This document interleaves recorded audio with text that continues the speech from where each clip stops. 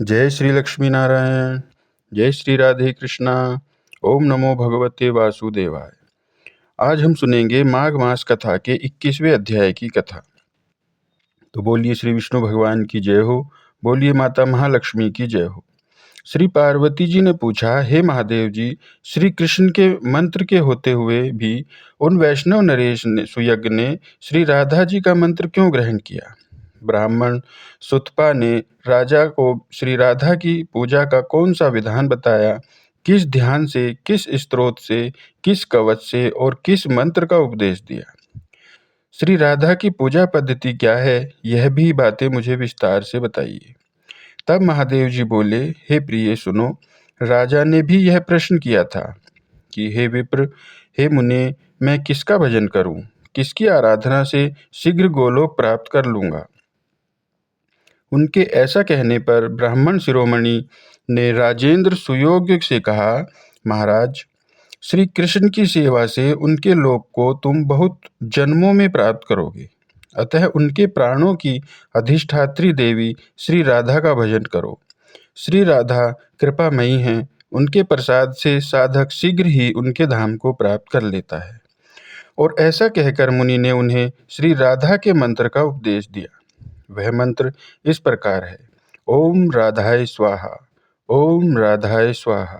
इस मंत्र का राजा को उपदेश दिया और राजा ने उसी क्रम से उस मंत्र का जप किया। साथ ही श्री कृष्ण ने पूर्व काल में जिस ध्यान के द्वारा श्री राधा का चिंतन और पूजन किया था, उसी ध्यान के द्वारा उनके स्वरूप का चिंतन किया। वह ध्यान मंगलों के लिए भी मंगलकारी है। आइए हम भी श्री राधा का ध्यान करते हैं। श्री राधा की अंग कांति श्वेत चंपा के समान गौर है। वे अपने अंगों में करोड़ों चंद्रमाओं को समान मनोहर क्रांति धारण करती हैं। उनका मुख शरद ऋतु की पूर्णिमा के चंद्रमा को लज्जित करता है। दोनों नेत्र शरद काल के प्रफुल्ल कमलों की शोभा को छीन लेते हैं। उनकी श्रोणी देश और नितंब भाग बहुत ही सुंदर हैं। अधर पके हुए बिंब फल की लाली धारण करते हैं। वे श्रेष्ठ सुंदरी हैं। मुक्ता की पंक्तियों को तिरस्कृत करने वाली दंत पंक्ति उनके मुख की मनोहर को बढ़ाती है। उनके वदन पर मंद मुस्कान जनित प्रसन्नता खेलती रहती है। वे भक्तों पर अनुग्रह करने के लिए व्याकुल रहती हैं। अग्नि शुद्ध चिन्ह वस्त्र उनके श्री अंगों को आच्छादित करती हैं। वे रत्नों के हार से विभूषित हैं। रतन में केयूर और कंगन धारण करती हैं।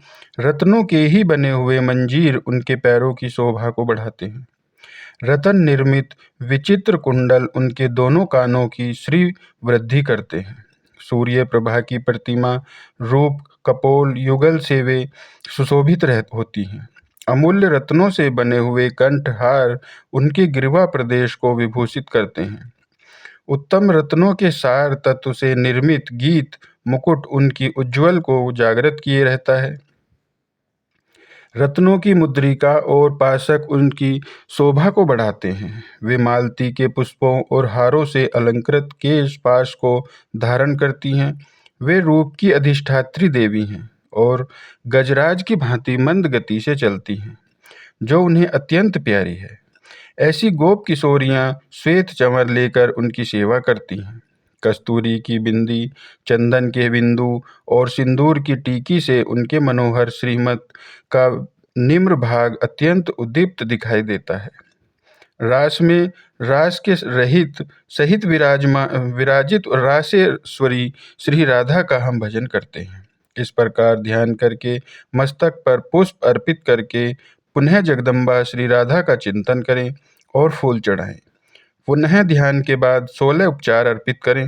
आसन, वसन, बाद, आरोग्य, गंध, अनुलेखन, धूप, दीप, सुंदर पुष्प, स्नाय, रतन, भूषण, विविध नैवेद्य, स्वासित तांबुल, जल, मधुपर्क और रत्नम सैया, यह 16 उपचार हैं। राजा ने उनमें से प्रत्येक को वेद मंत्र के उच्चारण पूर्वक भक्ति भाव से अर्पित किया। हे शिवे, इन उपचारों के समर्पण के लिए जो मंत्र है, अब मैं उन्हें भी कहता हूँ। ध्यान से सुनो। श्री राधे पूजा के अवसर पर विश्वकर्मा द्वारा रचित श्रेष्ठ सिंहासन जो रत्न सार का बना हुआ है, इसे ग्रहण करो। इस प्रकार कहकर आसन अर्पित करें। हे देवी, बहुमूल्य रत्नों से जट सूक्ष्म वस्त्र जिनका मूल्य आका नहीं जा सकता, आपकी सेवा में प्रस्तुत है। यह अग्नि से शुद्ध किया गया है, चिन्मय और स्वभाव ते निर्मल है, इसे स्वीकार करें। इस प्रकार कहकर वस्त्र अर्पित करें। हे राधे, उत्तम रतन सार के द्वारा निर्मित पात्र में पूर्ण तीर्थों का शुभ जल तुम्हारी सेवा में अर्पित किया गया है। तुम्हारे दोनों चरणों को पखारने के लिए यह पाद जल है, इसे ग्रहण करो। इस प्रकार कहकर पाद समर्पित करें और श्री राधे, दक्षिणावर्त शंख में रखा हुआ दुर्वा, पुष्प, चंदन और तीर्थ जल से युक्त यह पवित्र अर्घ प्रस्तुत है, आप इसे स्वीकार करें। इस प्रकार कहकर यज्ञ समर्पित करें।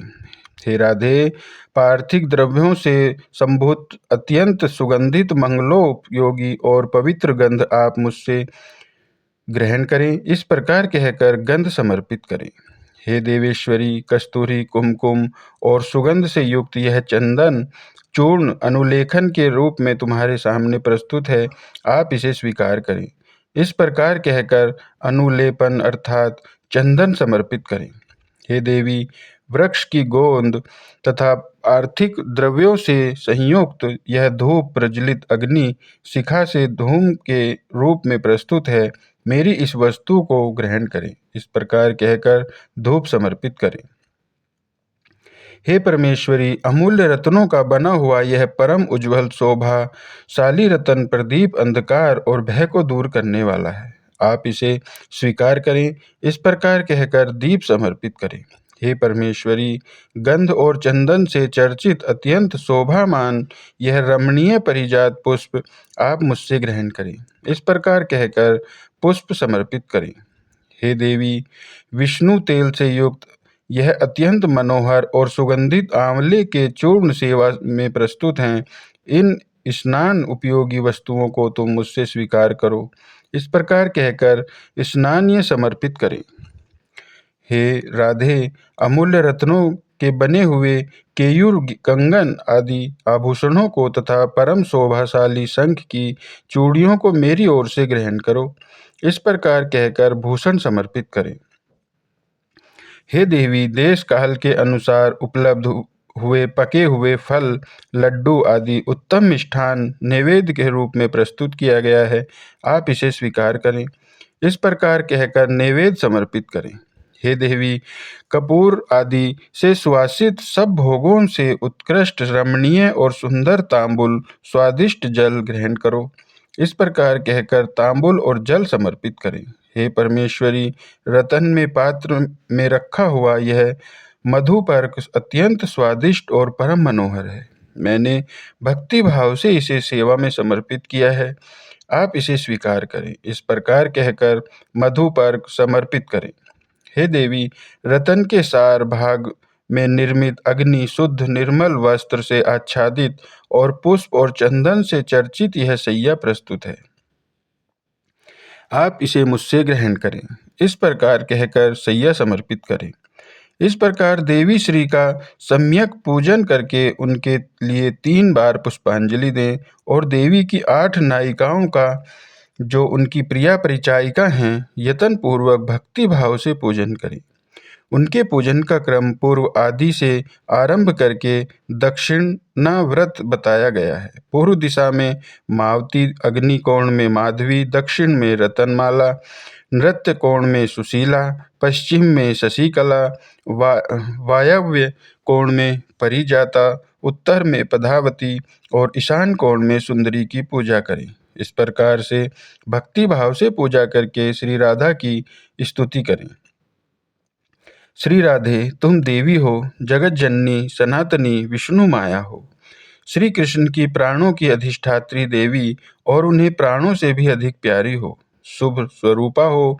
श्री कृष्ण प्रेम में भक्ति और श्री कृष्ण सौभाग्य रूपनी हो।